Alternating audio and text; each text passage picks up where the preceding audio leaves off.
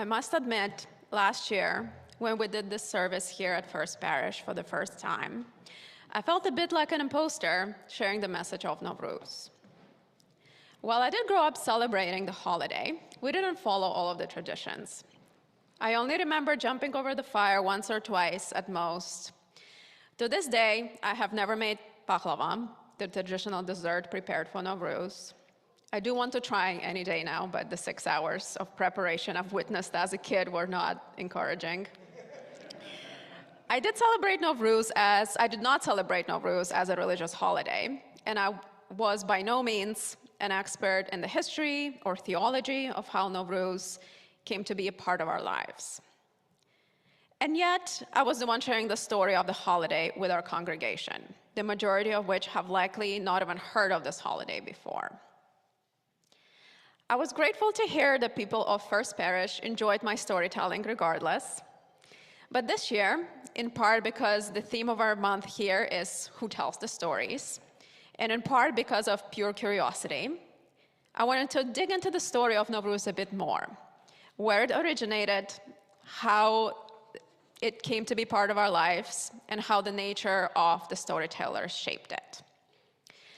I'll start today's first story about the storytellers with a question. What do Freddie Mercury and Game of Thrones have in common, besides the costumes and the controversies? I don't see any hands up, so I'm just gonna tell you. The answer is that they both have a connection to Zoroastrianism, the religion that gave us Novruz. Zoroastrianism is one of the world's oldest continuously practiced religions, and was the primary religion in modern-day Iran and Azerbaijan, where I'm from, prior to the conversion to Islam. It may not surprise you that Zoroastrians had a strong relationship with fire, and were sometimes known as the fire worshippers.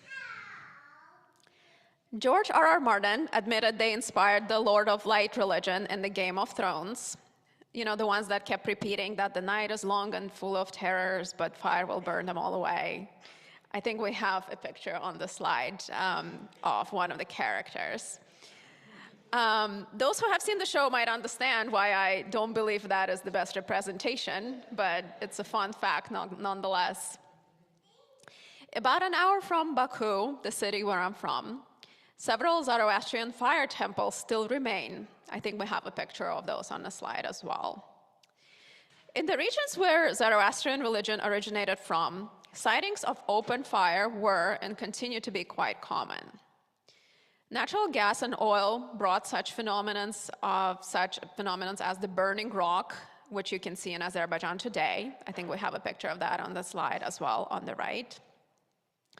This is a rock that just burns, without anyone lighting it, feeding it, or planning to stop it.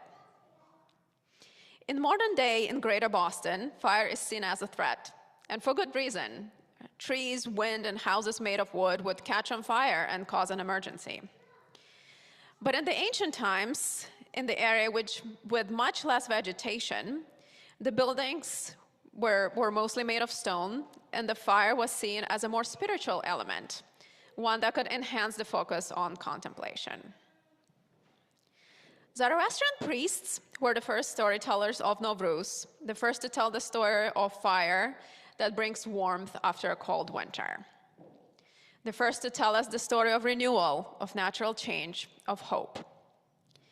It's hard to find records of what the exact story told by Zoroastrian priests was like, but we can make some assumptions. I would like to assume that they would want us, humans, in the year that would have been 3,000 or 5,000, had Zoroastrians started a calendar, to know that the triumph of light over darkness, of warmth over cold, of truth over deceit is coming. And that we must prepare, we must remember, we must have hope, even when it's hard. Around the 7th century, following the Arab-Muslim conquest, Islam started to replace Zoroastrianism as the predominant religion of the region. While some converted quickly for political or social reasons, many kept their Zoroastrian faith for centuries, some even escaping the region to India, where they became known as Parsis. Freddie Mercury, whose birth name was Baruch Bal Saram, was raised in a Parsi family and even had a traditional Zoroastrian funeral. Despite the resistance, majority of the population was Muslim by the 11th century. This transition period gave us a few new storytellers, and as it often happens during complicated times, they were poets. Persian poet Ferdowsi wrote Shahnameh, an epic poem containing 62 stories, 990 chapters, written in more than 50,000 couplets. Reportedly, it took him over 30 years to write this poem. Why did he bother? It's really hard to say. It did take place a very long time ago, before authors had to explain the meaning of their work on podcasts. But we do know the poem contains stories of Iran's past, history and legends, which some, but not all, believe was an attempt to preserve Iran's past and national identity around the time of a major historical change. Nowruz is mentioned in this poem as well, where Ferdowsi writes about a mythical king, Jamshid, who saved the world from winter and filled it with light. Why was he compelled to mention Novruz? Again, we don't really know. But if this work of art was indeed Ferdowsi's attempt to gather and pass on everything he felt was worth preserving, I'm glad to see that he believed Novruz was worth including as a story, as a holiday, as a message from the 10th century that we can try to decipher today. Okay, my second question of the day, and I must admit it is harder than the first one. What did the early Islamic and Soviet leaders have in common? Again, I don't see any hands up, so I'm just going to tell you. The answer is that both didn't really know what to do with Novruz. At first, both, 10 centuries apart, played around with banning it. It did not seem to work very well either time. 10 centuries don't seem to make a difference when it comes to the human desire for rituals and renewal. Since that didn't work, they tried to rebrand it, make it fit the narrative. The Islamic interpretation took many forms and varies to this day, but often includes Prophet Muhammad's acceptance and blessing of this day. The Soviet rebranding had to fit the narrative of religion being bad, so the consensus was that Novruz will be allowed, as it is not a religious holiday, sorry Zoroastrians. Soviets similarly rebranded Christmas as New Year, the non-religious version, despite keeping nearly all of the same traditions, because it turns out canceling Christmas makes people sad. But that's the story for another time. The Soviet rebranding is the framing in which my family celebrated Novruz. We marked it as a day in the calendar and talked about all the preparations, growing grass and putting a tight little ribbon around it, making sure we get all the dried fruits and the nuts in advance, plan ahead for the pakhlava-making day, visiting the relatives, and calling everybody who is older than us on the day to wish them happy Novruz.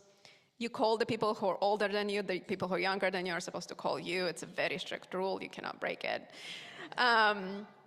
We talked about the right way to arrange things on the table and the wrong way to jump over the fire, how much pakhlava to leave per hat to make sure we still have some left. But we never talked about the meaning of Novruz. Why do we celebrate it?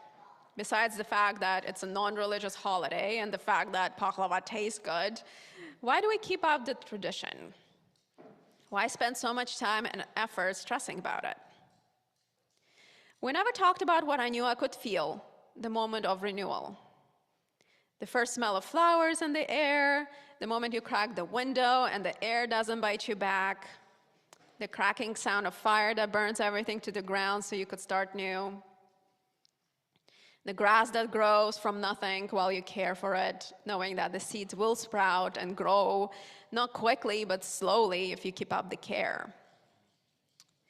Treating this holiday as non-religious, while it might seem benign given that most of us here today are not Zoroastrians, does not just strip it of its history, but to me, it feels like it erases something non-tangible but very important, something ethereal, poetic.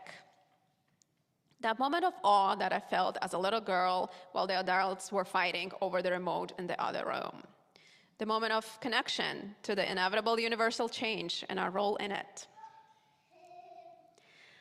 I may seem like a reliable, unbiased, trustworthy storyteller. I promise you I am not. Most of the research I did today was through the internet, which, as you know, is hardly unbiased. Some of the sentiments I've shared today might be incorrect. The history, God knows the history is written by the winners, and who knows how many perspectives have been lost. And I'm certainly not here without a mission. I may not be trying to sell you anything, but I really do want you to like Novruz, and perhaps add some of it to your traditions. Maybe you try to support a local Persian store this year by purchasing a sweet treat. Maybe you plant some seeds and watch them grow. Perhaps you start very safely a very small, ideally fake fire that you very carefully let your very grown and responsible children jump over. Or perhaps you just look at the flames and reflect, thinking of what you'd like to leave in the old year and what you'd like to take with you into the new one. It's hard to share this message without acknowledging the horrific events taking place in Iran and across the region at the moment. To be honest, I'm at a loss about what to say. It feels tone deaf at best to share a message of a bright and new beginning during this time. For some people, I am the closest they know to someone from Iran. And yet, I have never even been to Iran. I'm simply someone who grew up close by and shared a holiday and a few traditions. I don't believe that this is my story or my message to share, but I will share what I know and what I don't know. I know that one too many people have died, one too many people have been murdered. I do not know when this war will end, or how it will end, or what stories will be told about it. I know that we can only hope for a new leader who can bring peace to the region. I know we have all been glued to the news, which resemble a plot of a novel that I don't want to continue reading. Again, I don't know how to make anybody feel better about this, but I do have one suggestion. Pay attention to the storytellers from Iran. The filmmakers, the writers, the poets, the artists. And friends, I guarantee you, much like me today, these storytellers will have a reason they're trying to tell you those stories. But ask yourself, what is that reason, and am I okay with it? Does it naturally fit the narrative, lacking tension and humanity, or does it unfold the full spectrum of reality? Is it awfully optimistic or awfully pessimistic?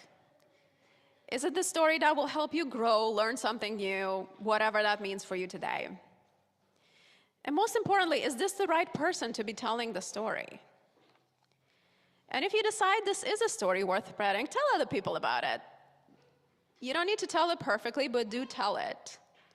Share with those you love, share with those you barely know, share with those you would rather not interact with, but kind of have to anyway. Today, you get to hear the story of Novruz from me. I'm here because my family celebrated it imperfectly, but nonetheless, we did.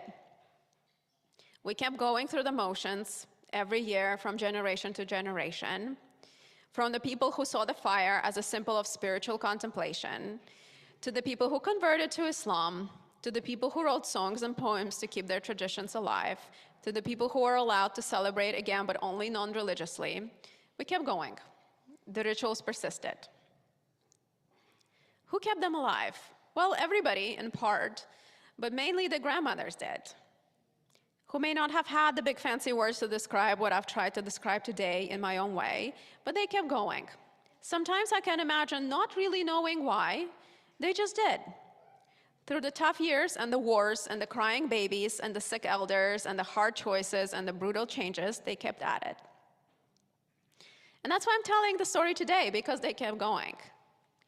Until a generation finally came that was blessed with having a bit of a breather to reflect, to look back, to wonder what it all means, and to criticize them for taking a non-religious route, ungratefully. I'm thankful that they did, that they persisted, because I love Novruz. And I want to encourage you today. Is there something you'd like to persist at, despite not really knowing why? Go for it. Perhaps someone in the future will write a story about it. Happy Nowruz, everybody.